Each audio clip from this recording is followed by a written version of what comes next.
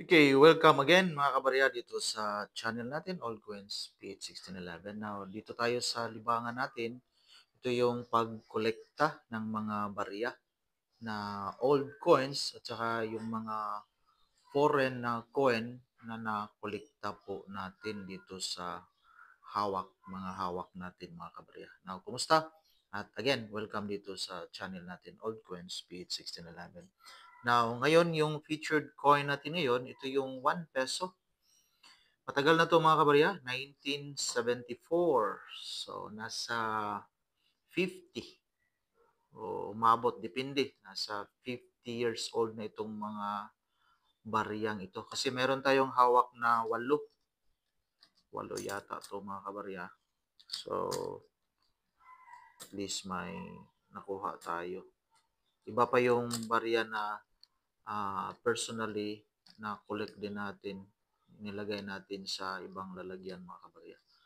So, halos 1974 po ito. Ito 1974, 1974, ito rin 1974, 1974, 74 din mga kabarya.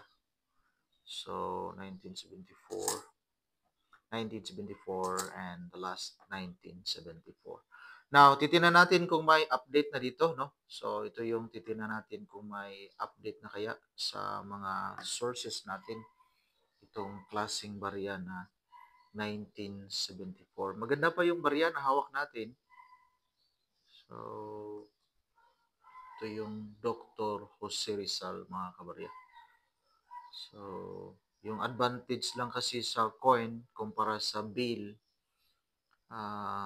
mas matagal yung lifespan sa mga barya. So, ito yun, 50 years old na ito. So, buhay na buhay pa rin yung mga letra. So, maganda pa yung barya na hawak natin. Now, diretso tayo. Dito tayo sa mga sources natin mga kabarya. At least may idea tayo. So, dito tayo sa libangan natin. So, eBay. eBay muna tayo mga kabarya. So, 1 peso 1974.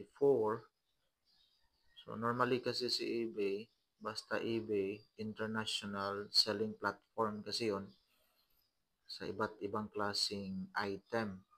Particularly, dito tayo sa barya.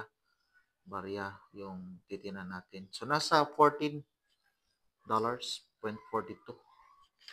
So, ito yung barya niya, 1 peso. So, 1974 pa rin ito. So, yan po yung barya niya, 1974. May previous 1 cent Canada. Marami palang previous dito. So, iwan ko lang.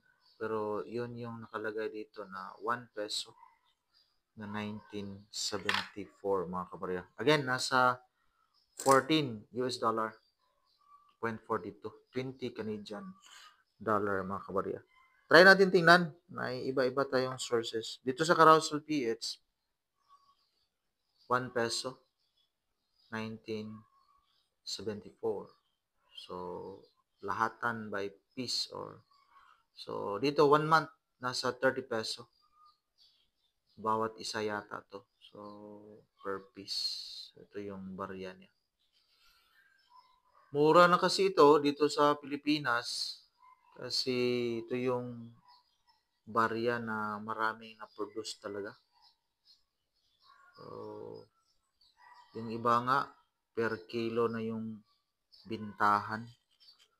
Pero at least dito, kay indatumista.com, 1974 mga kabarya, diretso tayo kay 1974. Ito yung 1974. So, ito yung price dito. Nasa 15 peso, 15, 15, 32, 36, 57 yung almost uncirculated.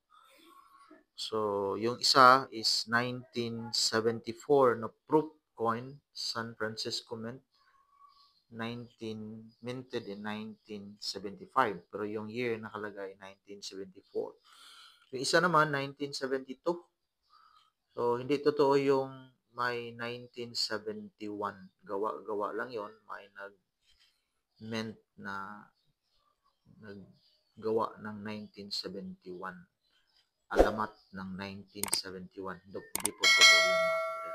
Pero yung totoo, 1972 at saka 1974. Yan lang po. Maraming salamat and God bless.